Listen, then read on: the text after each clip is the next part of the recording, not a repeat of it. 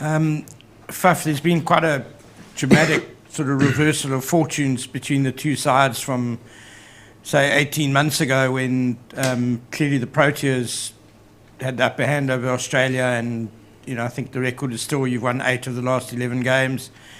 But do you think it's fair to say that all the momentum is kind of turned around and it's in Australia's favour at the moment? And what does that say about sport and the World Cup in general? Sure, I think to say that it's been heavily in favour of us, maybe the scoreline says that, but the last series certainly against Australia was a really, really close one. 2-2 going into the last, and then putting together our best game of the series in that last game. And then obviously the World Cup, I think the fact that Australia has been boosted by the 2 guys coming back into their batting lineup has made them a pretty complete team. There's not many holes in their team now, and they've played some really good cricket at this World Cup. But I think they had some nice confidence also leading into the World Cup, beating, I think it was Pakistan pretty convincingly, and then playing well in India as well. Yeah, but obviously they, as you rightly say, they are a very, very confident team probably right now, and we probably just a little bit off where we need to be.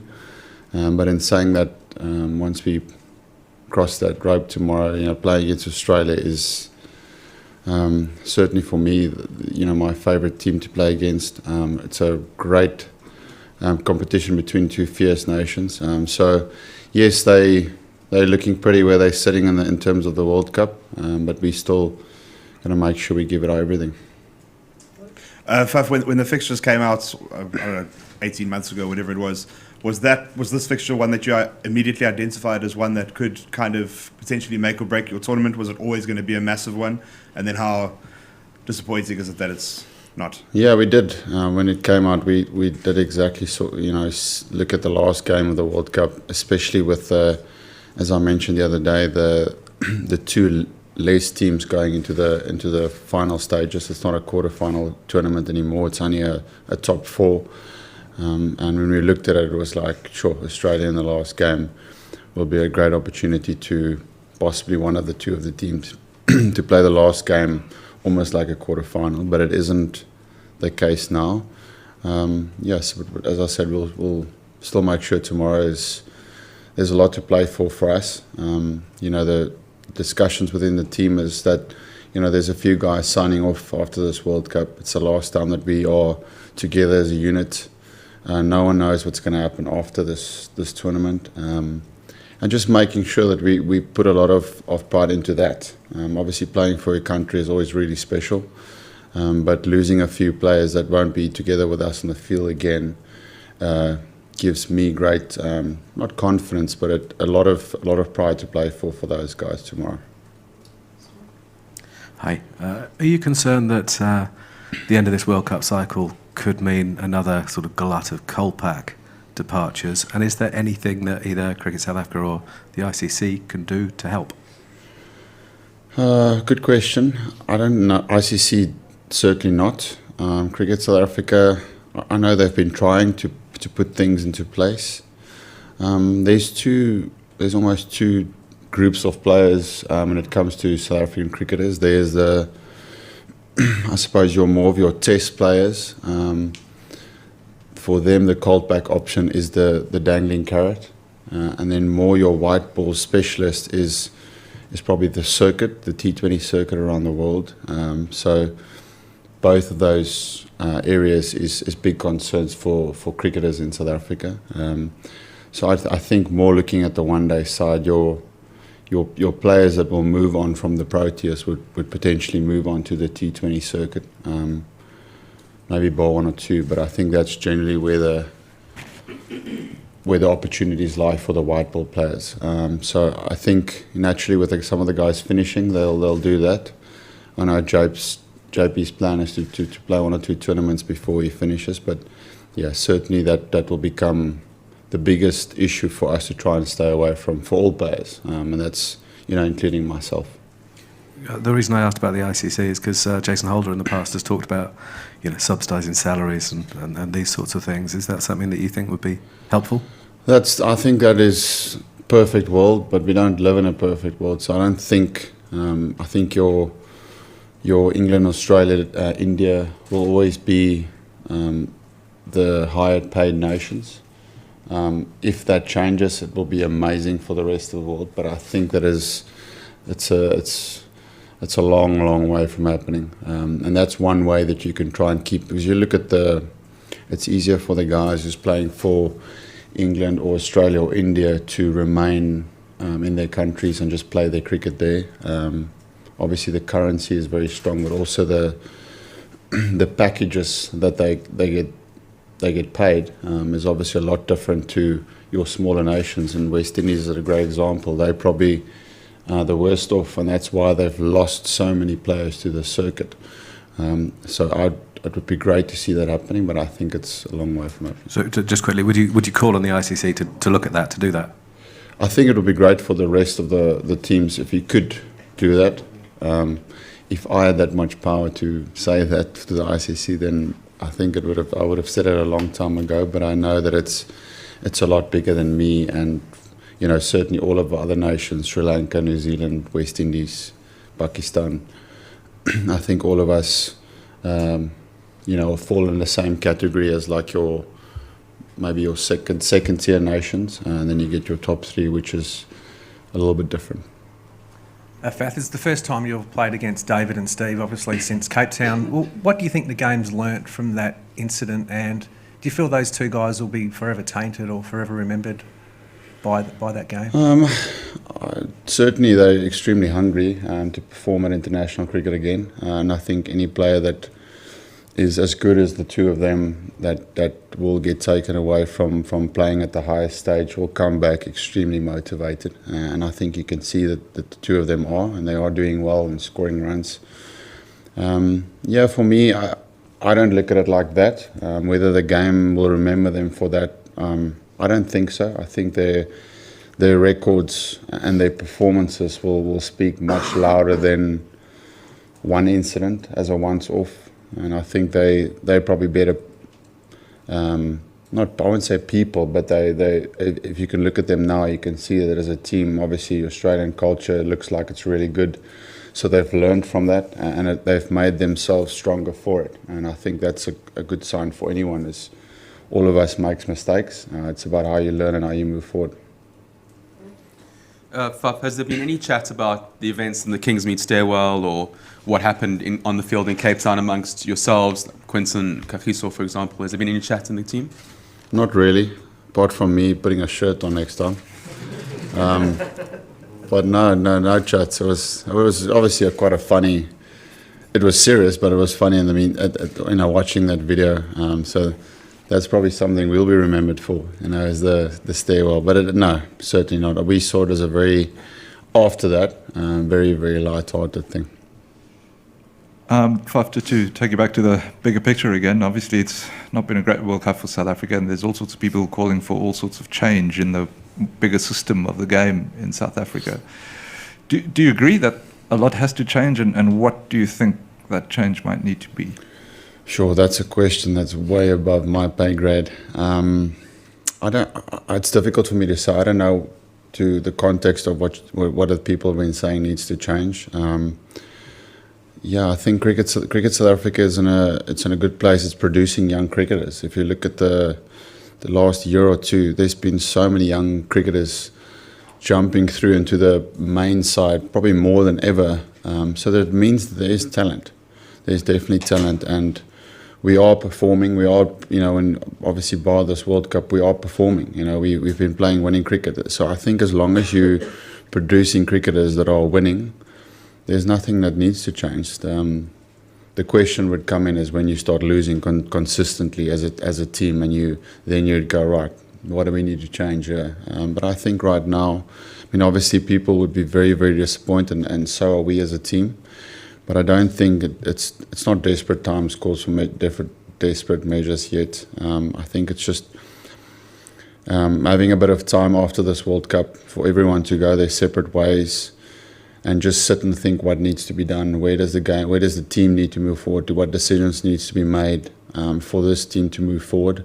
If it's I don't feel there's a style of cricket that needs to change in any way. I think that, you know, the last year, certainly we've looked at a style of cricket that we've wanted to play, and we have played that style of cricket, but I can tell you that it is easier playing that style of cricket in a 5-match series, because if you make a mistake, you get another opportunity. When you come here, you want to play that style of cricket, and it's a plan, but as soon as things don't go well, then obviously the light gets shine on your mistakes even more. And then I think it's really, really challenging to really keep trusting that way of playing. And obviously form will always play a role in trying to play that style. And I thought, as I said before the tournament, that the success of us going through to the semis or possibly going to the final, even winning it, will rely on this team being in form. And there has been probably a little bit too many of our players that was, you know, shorter runs, shorter wickets, and then you will never make, especially like I said, the new format with only 4 teams. Being captain of an international side is a stressful experience, even when everything's going smoothly. Have you given any thought to your own future as captain or a future as a South Africa player? Yeah, as I said now, I think same for me. My almost like plan for myself was to commit fully to the World Cup and not even think of anything else further than the World Cup. Because I didn't want my mind to start drifting into the future. I wanted to be completely present in this World Cup. And now the same thing for me applies. You know, right now is possibly not the best time to be making decisions, because you are disappointed. I won't say emotional, but you don't want to be in this mode when you're making career decisions. So for me, it will be a case of taking some time off and reflecting what does the future look like for me as well. You know, what's my purpose going forward? Is it still playing all 3 formats for South Africa? Those are the things that I would need to consider. I feel in terms of my own game, the last year is certainly the best I've ever played. I still believe that I'm on top of my own game. So performance-wise, there's no question marks there. It's just making sure that there's a lot of purpose to what I'm doing and a lot of purpose in my cricket. And I've had a huge belief the last year, and it's been very easy for me to not even consider anything else, because my purpose in captaining this team was so strong that I didn't even think of anything else. So, yeah, that will probably 2-3 weeks after this tournament, just having a real look at that and seeing what the future holds for me as over the next year, 2 years. Faf, the incident in Cape Town, is it an area that will be discussed during the game? Is it something you can use when it comes to the verbals and things like that? No, not at all. I mean, we've played against each other since then. As I said, it's not, for me, playing against Australia has always been a great battle, because it's you face a team that is, you know, they're always very, very competitive and in your face. Excuse me, and that's what I love about playing against Australia. But there was certainly no talk about the past or bringing up comments. As I said back then, and I'll say it now, that, you know, I believe as a team we're a pretty low-key team when it comes to verbals. We just try and get on and playing with the game, and certainly the last few games playing against Australia, that's exactly the same from them. Faf, Oud se kontrak maak klaar einde September. Net twee vrae vir jou, sou jy graag wou hê jy in die span dat dat dalk gepraat word oor 'n verlenging. En indien nie, die toer na Indië begin 15 September, wat is die beste situasie? Moet daar voor die toer 'n nuwe afrigter wees, of hoe sien jy daai situasie? Ek neem aan jy soek dit in Afrikaans. We're just going to talk about you guys for a second. Ja, ek dink ek sal definitief laat Oud is, ek sal graag wil hy met aanbly. Ek het 'n baie goeie verhouding. Ons is kaptein en afrigter met mekaar. So ek hoop so. Ek hoop dat dit nog steeds deel is. Ons het T20 World Cup ek bedoel 'n jaar en 'n bietjie van nou af. En dit was ons albei se plan was obviously hierdie wêreldbeker, maar ook die volgende een. Want hulle is redelik naby aan mekaar. So dis hoe ek dit nog sien. die grootste ek nie challenge nie, maar een van die groot dinge wat met 'n nuwe afrigter kom is daar moet baie tyd ingesit word in nuwe verhoudings bou. Want dit vat 'n rukkie en dit vat baie energie om 'n verhouding met 'n nuwe afrigter te bou en dit vat baie en ek het baie in Outes ingesit en hy het baie in my ingesit om mekaar te leer ken en ook om die spelers te leer ken. So dis 'n moeilike en ek weet wat jy sê is of wanneer as daar 'n nuwe afrigter kom, wanneer kom daar een? Daar's altyd daai challenge, daar's nooit regtig 'n perfekte tyd nie, maar ja, as ek die vraag kry wil ek hom nog aan boord hê, definitief ja. Just last to say that was supposed to be at the end, guys. And then back at the last. Faf, way more boringly, can you just give us an injury update, guys like Miller, Mingidi? Miller, yeah, he's not 100% for the next game. And yeah, Lungi was fit the previous game, but we just decided to go with a different balance.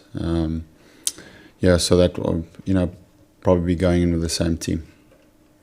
And Faf, taking you back a little bit, I've asked a few players this week. Obviously, 20 years ago was one of the great one-day matches played between Australia and South Africa in a World Cup here in England. I was just interested in your memories and I guess where you saw the game, how you saw the game and whatnot. I know you were obviously very young then. Yeah, I don't remember them as great. I mean, I remember them as being sad, but obviously for you guys it was amazing.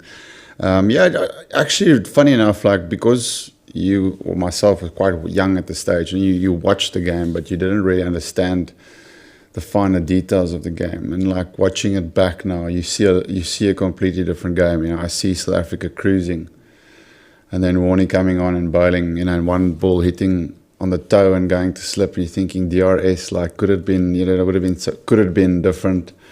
And then you watch the last over and you like think, Lance basically was batting, he was seeing the ball this big, so he could take down a boundary any stage of that over. But then you put yourself in that situation, you go, it's actually in that moment, it's not always as easy as it looks. There's not that clarity of thinking because there is so much pressure on that period of the game, and it's easy to sit now and go, well, why wasn't there a discussion between the batter and the tail ender that are just saying, listen, I'm just going to take care of this bowler. But it doesn't work. It's everything happens so quickly. So I just look at the game now, obviously a lot different because I've gone through a lot of these events as well now. But yeah, Australia's, like the catch of Herschel, like I watched that and I go, that actually, like, it looked like he was out, but it wasn't a catch. It's small margins in the game that completely went against South Africa, especially that one game. And you look at the great knock that Steve Waugh played. So yeah, it's nice watching it now, but tomorrow will be another great opportunity for hopefully one of those great games. Hopefully great for us.